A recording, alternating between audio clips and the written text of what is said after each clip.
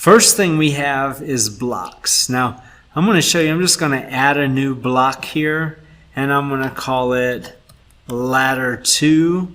That's going to be a function block, and oops, I want to make that ladder. Okay, and hit OK.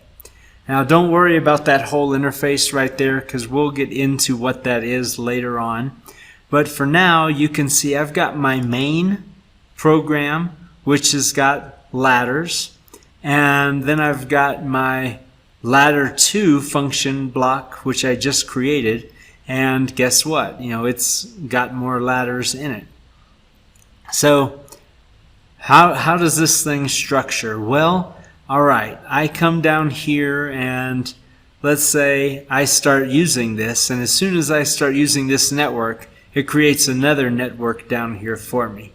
So I'm going to drop some controls in here, and then I say, well, you know, I actually need like 2 or 3 rungs here to do this function. So maybe I'm setting up something like, you know, standard digital control logic using a trigger, a hold-in, and an interrupt. So in this network, I can come up here and, you know, I can have all kinds of things selected, but let me select the bar way back here. And you see this open branch?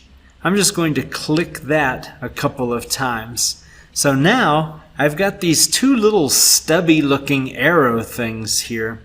And believe it or not, those are also rungs, or I can turn them into branches. So let's say I want to turn this into a branch of this. I've got one condition here which is going to determine when to energize this. But let's say I'm going to set this up as digital control logic. So this is going to be my trigger, this is going to be my output, and I need a hold in and an interrupt down here. Well, let's just go ahead and put this stuff together. So here's my trigger, here's my output, and I'm going to come up here and I'm going to take my normally open contact, bring it down, and I'm going to drop it right here. And this is going to be my hold-in, so it's going to tie right back to output. That's how a hold-in works. And then I need an interrupt here, so I'm going to take my normally closed contact and pull that here, and I'll call that my interrupt. And I just take this and drag it right up here. So now that became a part of this rung, and now I've got a single rung, all of this right here, with one branch coming down below the normal branch. So great. That's how I can do that. But what if I just want another rung? Well, no problem. I come down here and I can put in, you know, let's say I want another, normally open contact, and then I want to put an output right there next to it. There we go. So just like that, within this network, I've got all of this stuff. So what if why do I have these multiple networks? Well, maybe all of this right here is controlling, like, let's say one device or one alarm or one system. Well, down here in network 2, I can have it controlling something else. So if I come up to network 1, I can say device 1 control. Great.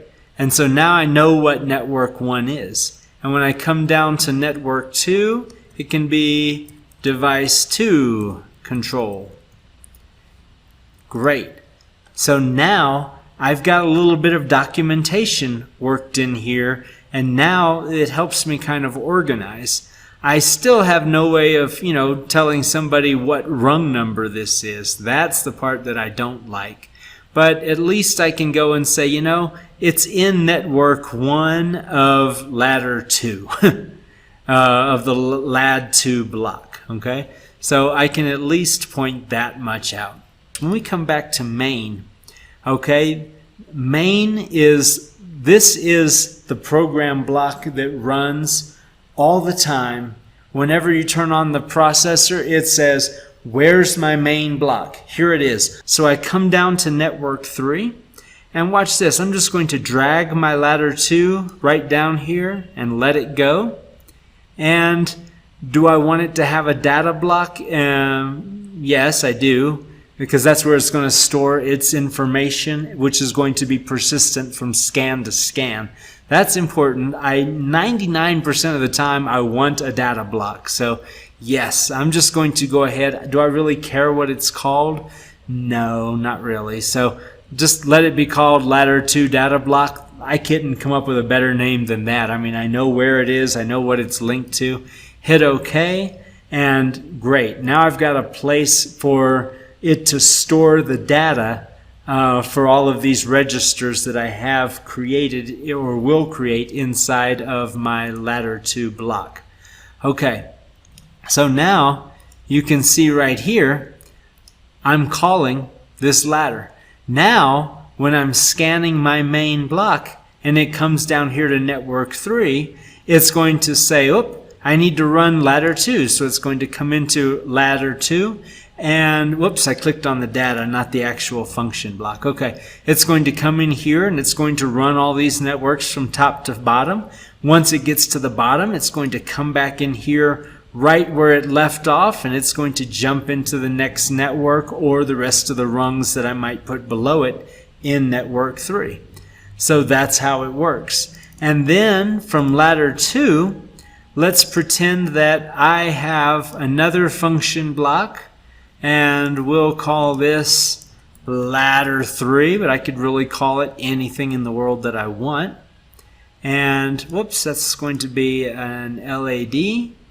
Okay, and it pops up right here.